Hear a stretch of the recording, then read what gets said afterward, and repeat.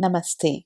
Today we continue into the part 2 where we will be discussing the 15 main shlokas in Sri Sukta along with their meanings. The first shloka. Hiranyavarnam harinim suvarna rajatasrajam chandram hiranmayim lakshmim jatavedo ma'avaha. As a devotee, this shloka is a request to Agni, which is the fire god. Agni is requested to bestow all those signs of happiness, wealth, and prosperity that a person desires. Agni is asked to invoke Goddess of Prosperity to come in front of him and bless him. The devotee is describing her qualities as follows. She is Lakshmi, good fortune. She is resplendent with gold. She wears garlands of gold and silver, representing the fire or sun, and the moon, which is pure sattva. She has a golden aura and she has the complexion of a golden female deer. In this shloka, the goddess represents Gajalakshmi. Second shloka. Tam avaha jatavedo lakshmi manupagaminim yasyam hiranyam vindeyam gamasva purushanaham. The devotee continues his prayers to Agni Devata and appeals to him to bring the goddess to him and never let her wander.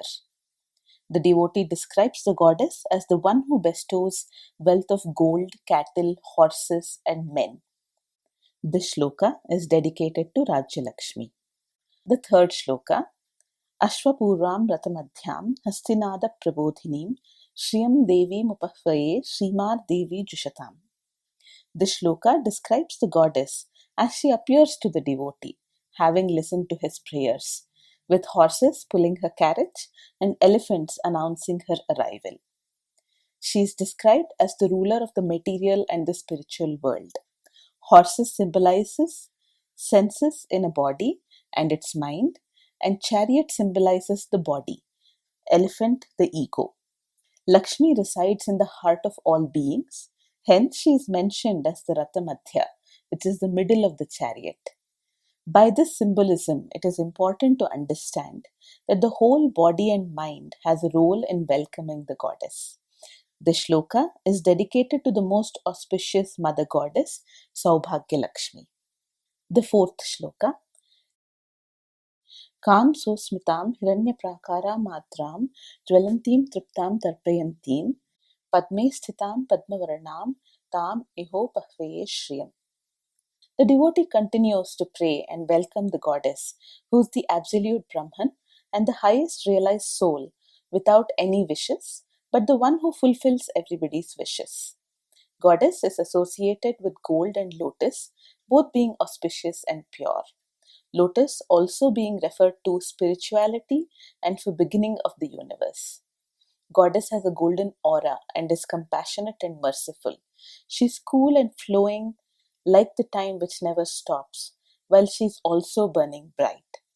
It is also explained that it is the goddess's spontaneous and ever-granting grace and compassion that a devotee can attain enlightenment and become conscious of the higher life. The shloka is dedicated to Saraswati, the attainment of pure knowledge. Fifth shloka. Chandram prabhasam nishasa jwalantim shriyam loke devi jushtanudaram tam padmanemim sharanamaham prapadhe lakshmir me nashitam tvam vane. Tam padmanemim sharanamaham prapadhe alakshmir me nashitam tvam vrane. The devotee prays to the goddess here, who is like the moon surrounded by lotus flowers, who is generous and kind and shining brightly to rid him of all his misfortunes. In the shloka, the prayer is to drive away the evil that has taken shelter in the hearts of men and women and to invite Lakshmi into the purity of one's heart. The shloka also refers to the goddess as the Padmanemi, as the Devi who controls the lotus flow, which is known as the universe. Therefore, as the goddess who takes care of the circle of life from birth to death in the world, which is the lotus. This shloka is dedicated to Sri Lakshmi. Sixth shloka. Aditya varane tapasoti jato vanaspatistu rikshota bilvaha tasya phalani tapasa nudantuma yantara bahya lakshmihi. The goddess is described as the one who is like the sun, shining brightly, and by whose will and penance came the bilva tree, which is the wood apple tree. It cleans the mind and the body by the grace of the goddess. The devotee prays here to the goddess to remove his ignorance and impurities and cleanse him with her sunlight brightness. The bilva tree is also used to worship. The bilva tree and leaves are used to worship Shiva as well, along with Lakshmi. It also has a lot of medicinal properties which helps healing physical as well as mental ailments. This shloka is dedicated to the Devi. Seventh shloka. Upaitu mam devasakha kirtischa mannasaha pradurbhutosmi rashtrasmin kirtimruddhim dadatuni. The devotee prays to Lakshmi for riches, fame, and prosperity, as also friendship with the highly affluent. He prays to the goddess herein by asking her grace to allow prosperity, fame, and happiness to be bestowed upon him and his motherland. Kubera, Kirti, and Manimalini, which is prosperity, fame, and happiness, parts of Lakshmi which the devotee prays for to the goddess. The shloka is dedicated to Lakshmi, Manimalini, and Rajarajeshwari. Eighth shloka. क्षुप्तिपासामलां ज्येष्ठामलक्ष्मीं नाशयाम्यहम् अभूतिमसमृद्धिश्च सर्वां निर्नुद मे गृहात्. The devotee prays for the goddess to stay in his house so that he'll be able to drive away the misfortunes in his house, like hunger, thirst, ill luck, poverty, failure, which speak of presence of Jyeshtha, which is the elder sister of Lakshmi, and he also prays to her to grace his house by her presence. Ninth shloka. Gandhadvaram duradharsham nityapushtham karishinim ishwarigam sarvabhutanam tam ihopahvaye shriyam. The devotee prays here to Mother Earth, Bhudevi, who is the representation of Goddess of Wealth. He calls upon the goddess, who is the embodiment of earth, to come and stay in his house, abounding with agricultural wealth, and grant him with cows, food, wealth, prosperity, as also fame and fulfillment of all desires. She is the one who supports and sustains all life with infinite patience and with boundless love towards all. No life is possible without the goddess and her grace. She is indestructible. The fragrance of earth is recognized with the goddess, and abundance of earth through agriculture and cows and animals is also referred to in the shloka as the grace of goddess. The shloka is dedicated to Devi Shri, which is the Bhudevi. 10th shloka. Manasakkamamakutim vachasatyamashīmahi pashunam rupamannasya mai shrihi shriyatam yashaha. The devotee prays that all his heart desires, fervent hopes and aspirations be fulfilled, for prosperity and fame to come to him and to be blessed with abundance of food, cattle, wealth, and other riches. The devotee, having fulfilled his desires in his heart, prays to the goddess in the shloka to help him with a steady mind and to live with truth, honesty, and goodwill towards all beings. The shloka is dedicated to Lakshmi, who induces the wisdom of all life and beings. 11th shloka. Kardamena prajabhuta mai sambhava kardama shriyam vasayame kule mataram padmamalini. The devotee prays and invites sage Kardama to come and reside in his house, so that the goddess who has taken him as the Manasputra would come happily and stay in the devotee's house forever along with her son.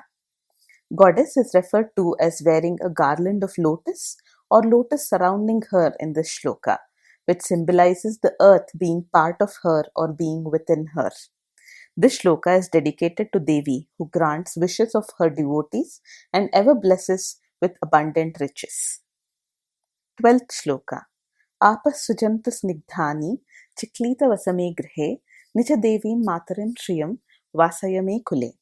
The devotee continues to pray to the other Manasputra of the goddess in this shloka, Sage Chiklita, to come and stay in his house as well along with him, so that his mother, goddess of prosperity, in the form of life-sustaining water, would come and reside in his house.